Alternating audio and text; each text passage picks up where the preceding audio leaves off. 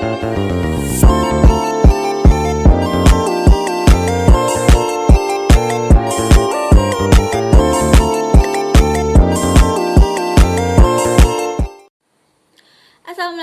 warahmatullahi wabarakatuh. Hai sobat, aku Ratna Juliasari dari kelas 10 PPLG 3 SMK Negeri 3 Banjar. Pada kesempatan kali ini, aku akan jelasin materi tentang percabangan dan juga perulangan. Apa sih percabangan dan perulangan itu? Oke, kita lanjut aja ke materinya. Jadi, apa sih itu percabangan? Percabangan, atau yang biasa disebut dengan conditional statement, adalah sebuah struktur logika yang memungkinkan sebuah program mengambil keputusan dan menjalankan blok kode yang berbeda berdasarkan kondisi tertentu. Program akan memeriksa suatu kondisi, lalu menentukan jalur mana yang harus dieksekusi, berdasarkan apakah kondisi tersebut benar, true, atau salah, false. Contoh di dunia nyatanya seperti persimpangan jalan. Misalnya, ada dua jalan yang menuju satu tempat. Kamu harus memilih salah satu untuk menuju satu tempat itu. Jika jalan yang satu aman, kamu akan lewat jalan yang itu. Tapi jika tidak, kamu akan memutar balik untuk menggunakan jalan yang satunya. Percabangan memiliki 3 struktur kondisi. Yang pertama ada if, yang kedua ada if else, dan yang ketiga ada if else. Jadi, apa itu if else dan if else? Oke, jadi aku akan jelasin ya. Nah, di sini ada percabangan if. Percabangan if itu adalah percabangan paling dasar yang hanya akan dijalankan jika kondisi tersebut benar. Percabangan if ini juga hanya memiliki satu kondisi.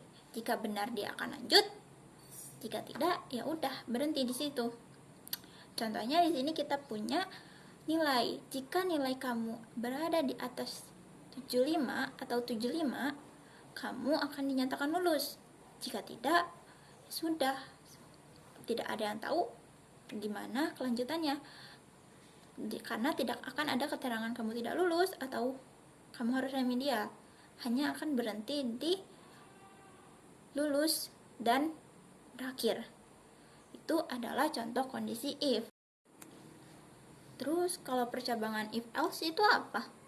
Percabangan if else itu adalah percabangan yang memiliki 2 kondisi, di mana kamu mempunyai pilihan lain selain pilihan yang pertama. Jadi, jika kamu tidak bisa menggunakan pilihan yang pertama, maka kamu akan mendapatkan pilihan yang kedua. Contohnya, untuk yang tadi, untuk di contoh if tadi, misalkan yang tadi kan tidak ada tuh keterangannya jika kamu tidak mendapatkan nilai 75 akan bagaimana. Kalau di if else, kamu akan tahu antara kamu harus remedial atau mungkin tidak lulus. Nah, tapi di sini kita mempunyai contoh lain, yaitu membuat KTP. Jika umur kamu 17 tahun atau di atas 17 tahun, kamu boleh membuat KTP. Jika belum, otomatis tidak boleh. Jadi untuk codingannya di sini seperti ini ya. Kamu boleh membuat KTP jika umur sudah 17 tahun. Jadi, jika umur kamu ini belum 17 tahun, maka yang keluar adalah tidak boleh membuat KTP. Seperti itu.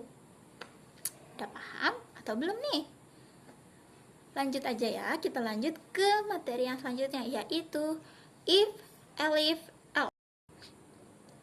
Jadi, if else ini adalah dimana kita memiliki lebih dari 2 kondisi, bisa 3 atau juga 4.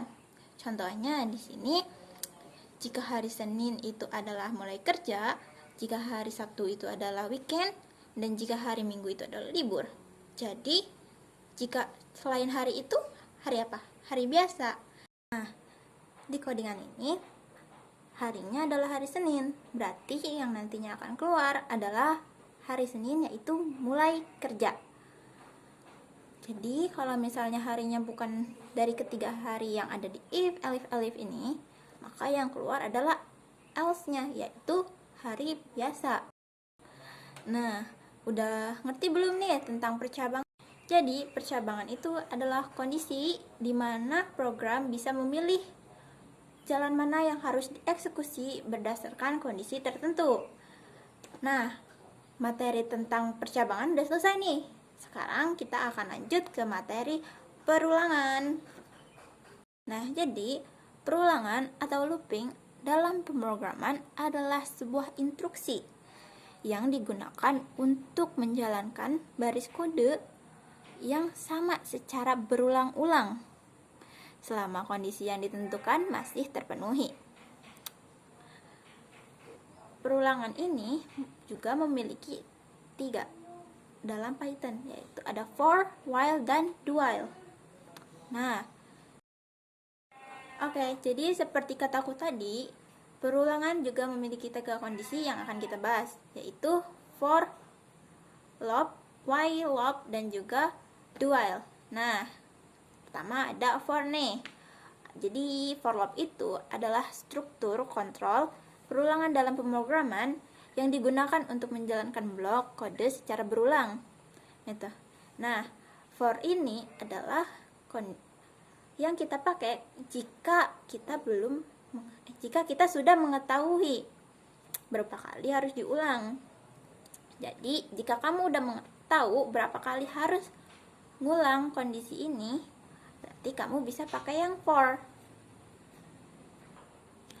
Contoh dalam dunia nyatanya seperti sini kita punya contoh, yaitu ada list di mana ada beberapa angka yang harus diulang. Nah, jika kondisi tersebut terpenuhi, yaitu true, maka kondisi ini akan terulang terus sampai semua angka terulang ini. Nah, seperti itu. Nah, di sini juga ada flowchartnya seperti di contoh, mungkin kalian bisa lihat. Oke, kita lanjut aja ya ke perulangan while. Nah, jadi apa ini perulangan while? Oke, aku jelasin ya. Kita baca dulu. Perulangan while adalah perulangan yang memeriksa kondisi terlebih dahulu sebelum mengeksekusi blok kode di dalamnya. Jika kondisi bernilai benar atau true, maka kode akan dijalankan. Jika sejak awal kondisinya sudah salah atau false, maka blok di dalamnya tidak akan pernah dijalankan sama sekali. Nah, while loop ini juga adalah berbeda dengan for loop. Kalau for loop tadi kita sudah mengetahui jumlah yang harus diulang, tapi di while loop kita belum mengetahui jumlah yang harus diulang. Nah, makanya si program harus meriksa dulu nih kondisinya, harus benar atau salah. Jadi kalau kamu udah tahu jumlah yang harus diulang, maka kamu bisa menggunakan for. Tapi jika belum, kamu bisa menggunakan while. Nah, seperti itu ya. Dan materi terakhir yaitu do while. Asik, do while. Kita baca materinya ya. Perulangan do while adalah kebalikannya dari while. Apa tuh? Kenapa? Perulangan ini akan mengeksekusi. Nah, jadi do while ini berbeda dengan while ya. Dia akan terus berjalan dulu sebelum kondisinya dicek nih. Jadi diceknya di akhirat. Jadi walaupun kondisinya salah, dia akan setidaknya sekali berjalan lalu baru berhenti. Oke, seperti bedanya do while ini dengan kedua temannya tadi yaitu adalah dia tidak ada di Python.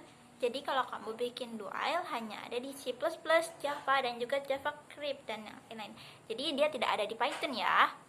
Nah, itu semua itu adalah penjelasan dari aku tentang materi perulangan dan juga percabangan. Aduh, kebalik. Apa yang lain? Oke, sekian dulu ya dari video aku. Semoga video ini bermanfaat dan kalian juga mengerti isi materinya. Bye-bye. Assalamualaikum.